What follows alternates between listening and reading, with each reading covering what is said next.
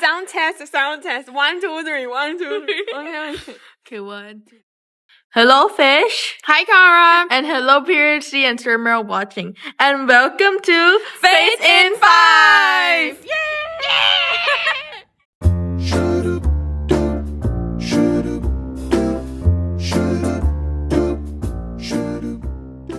Hey, Kara. Before we get started, I want to ask you, have you ever seen those guys with a huge turban on their head? Of course I did. And that reminds me of what we're going to be diving into today. Today we're going to take a look of Sikhism, one of the most youngest religions in the world. Yeah, honestly, I didn't know much until I learned it in Surmer's class. Me too. So let's start at the beginning. A quick history. Sure, let's go. Sikhism was founded in the 15th century in the Punjab, India by Guru Nanak, who's kind of a spiritual rebel during that time. Guru Nanak sounds like a food. Yeah, I know. It sounds like maybe like roti or a curry thing. Yeah. Yeah. Alright, back to Sikhism. Yes, let's talk about food later. Alright, so what kind of rebel is Guru Nanak during that time? Well, Guru Nanak spoke against the rigid rituals of both Hinduism and Islam. Like, the caste system or maybe like idol worshipping.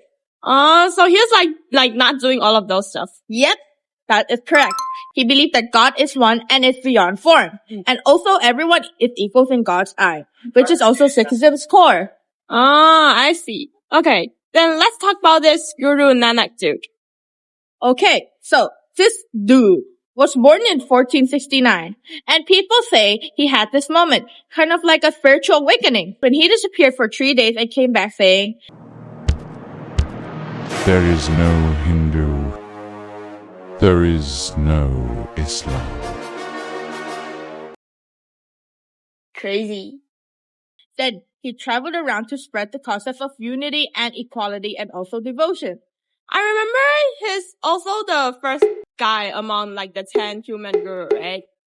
Yes, that's correct. The last guru is called a book called Guru Granth Sahib. It is their holy scripture and teaches about their values of their religion. Well, that's really cool. And we've been talking a lot about those Sikhism concept stuff. But what actually makes Sikhism? Alright, that's a really good question actually. There's this big thing. Do you remember the 5 Ks we talked about in class? Yeah, but it's already like at the back of my mind. So let me remind you what the 5 Ks are. 5 Ks is basically what baptized Sikhs wear, which is the kesh. The uncut hair symbolizes respect for how we're created. Kanga, the wooden comb for cleanliness. Kachera, the cotton shorts, represents modesty and self-control. Kirpan, I guess that's how you pronounce it, is a ceremonial sword meaning courage and justice. And the last one is me. Huh? Well, Kara is a steel bracelet, meaning the eternal nature of God, and can also remind people of how they should behave. Alright, every religion has those like 4 questions. So what are those in Sikhism? That's a good thing to talk about. For the origin of life, Sikhs believe that they are all created by one eternal God. There's no beginning and there's no end. Seems like most religions have a similar origin, right? Yeah, but the purpose of Sikhs is to serve others and live a truthful life. And it has a lovely morality. It is to treat others equally, no ego and no hate. How about where they will go after death?